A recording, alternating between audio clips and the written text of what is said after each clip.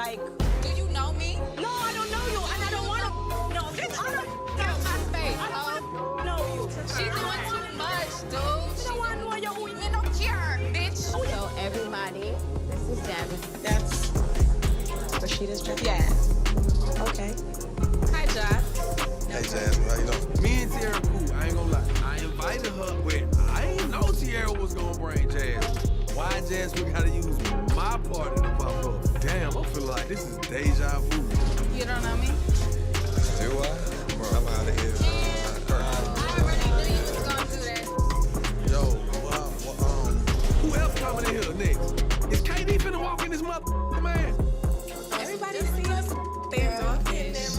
Nobody wants to talk about. I'm feeling the vibe. I'm feeling the vibe. I'm not gonna play that, so I'm not gonna stand here and act like it's okay. I don't think it's okay. I came here to talk to Rashida woman to woman so that my son's father can finally step up and be a part of his life. But she's nowhere to be found. And as usual, her friends want to attack me. I don't think either one of us knew that Kirk was going to be here. Kirk and Jack are friends, so obviously you know Kirk is gonna be here, and what if I'm Rashida's the here? only we didn't You know. just need to stop popping up. Like, Do you know me? no, I don't know you, and I don't want to know you. I don't Get on my face, I ho. don't want to know you.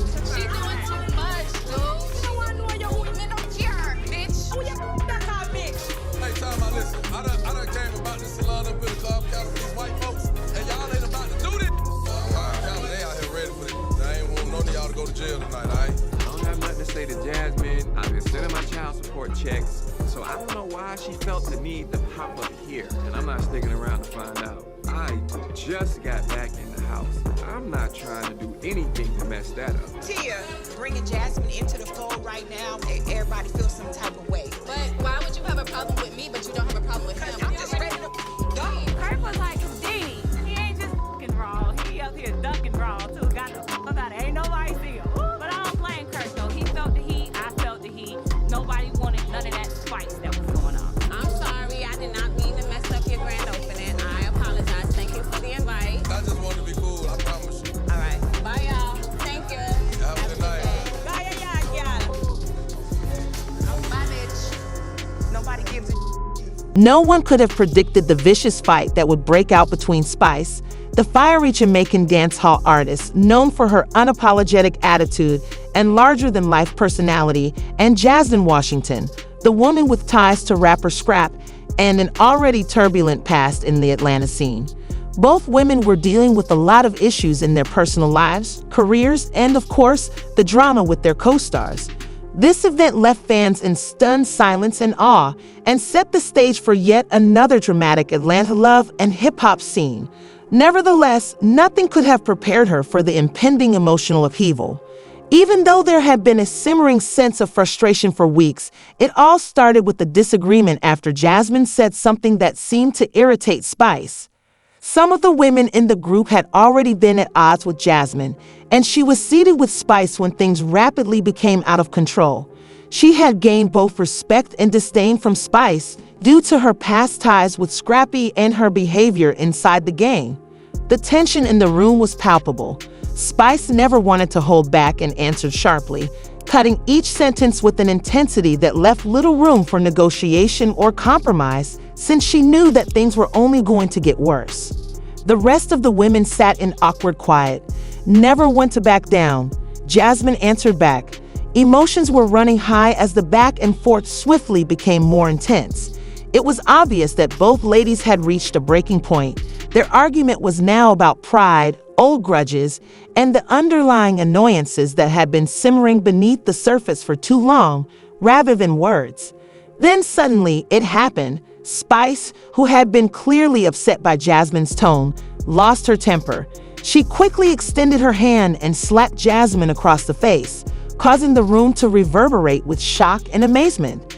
It seemed like time stopped, as if the truth of what had happened hadn't struck yet. Jasmine remained frozen, astonished and clutching her cheek. Her face displayed a mix of astonishment and disbelief. Spice, similarly astounded by what she had done, stood for a while, breathing rapidly and sharply. The slap was evidently more than a simple physical altercation. It was a release of repressed rage and frustration, an expression of the erratic feelings that had been accumulating for months. For what seemed like an eternity, the room was silent as everyone struggled to intervene, but knew this was an irreversible moment. The first to speak was Jasmine, who was still absorbing the events of the previous moment. "You don't have to do that," she replied in a hushed but hurtful voice. Spice didn't have much to say in response since, although she was just as upset, her remarks lacked the usual assurance. The two ladies were silent for a moment before Spice replied, but her voice was softer now, as though she understood the seriousness of what had just transpired. Every second was captured by the cameras, transforming an intensely emotional event into the kind of reality TV scene that would quickly become popular. The slap's aftermath was extremely dramatic, with both women, subsequently fans and co-stars, were split on social media as the episode aired, with some sympathizing with Spice and others realizing that her annoyances were a result of long-standing problems. They shared their thoughts on the situation with Spice, admitting that she had acted out of rage and that Jasmine was naturally upset, but asserting that she never deserved to be treated that way. This moment would be painfully remembered as a reminder that in the world of reality TV, emotions often run deeper than what the cameras can record, and that sometimes things get out of control before anyone can stop them, even though some joined Jasmine in condemning the violence and voicing concerns about whether such behavior should be allowed in the name of entertainment. It would also become a permanent part of Spice and Jasmine's separate love and hip-hop-land adventures.